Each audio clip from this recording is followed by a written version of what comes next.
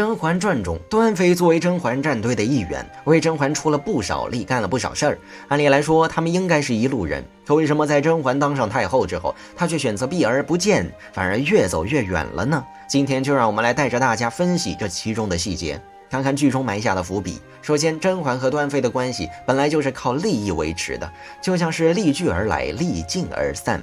早期端妃接近甄嬛，帮助甄嬛都是有目的性的。在前期的木薯粉事件中，甄嬛因为跟果子狸夜游而没有证人证明自己的清白，只能被白白诬陷时，端妃出来说：“皇上，当夜婉贵人是和本宫在一起。”那时候他俩只在宫宴上见过一面，根本算不上熟悉。这是端妃想打败华妃，故意向甄嬛示好。在甄嬛小产后，整个人都陷入了仇恨与自我怀疑中时，端妃安慰她，指出甄嬛心里的想法：“只怕是你更伤心皇上对年世兰的处置吧。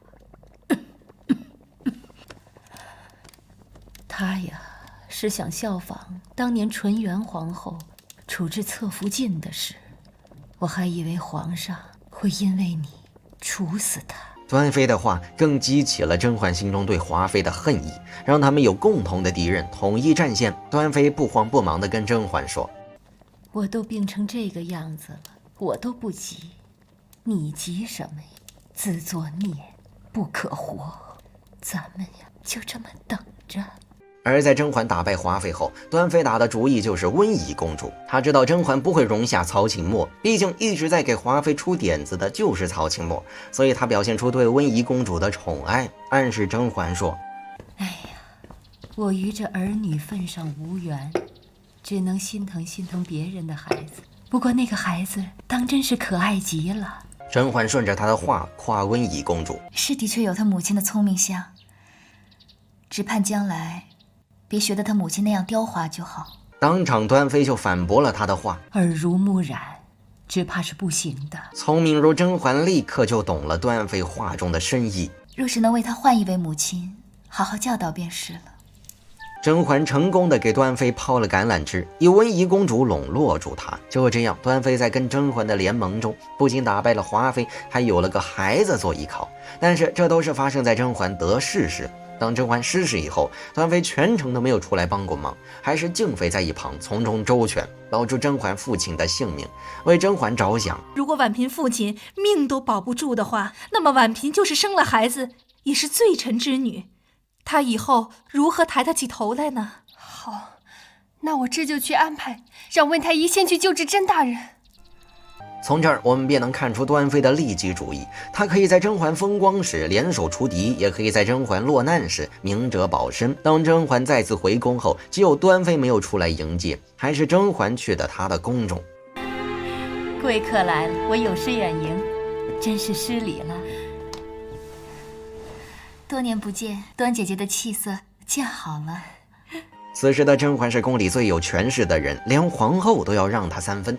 端妃自然再一次选择和甄嬛结盟，一起联手扳倒皇后。而甄嬛从来都是善待自己人的，她也在四大爷那儿为端妃求了她应有的地位。臣妾只求皇上一样，无论如何加封宫中各位姐妹，只请皇上一定要以端妃姐姐为尊，居于臣妾之上，否则臣妾终究难安。甄嬛让端妃的位子高于自己，处处以她为尊，这是甄嬛与端妃维系联盟的关键。当年她与端妃的联盟靠的是扳倒华妃，给她温宜公主，现在靠的是地位尊贵，但这也是最容易出问题的、最薄弱的地方。甄嬛膝下算上胧月，有2子2女，且手握实权，说一不二，地位位同父后。而端妃虽然是这宫中封号仅次于皇后的，但她没有实权，他们在扳倒皇后后就再也没有共识和相同目标了。而端妃与她相反，端妃与四大爷还是留有一点真情的。在后期，她就已经发现四大爷和甄嬛之间有嫌隙了。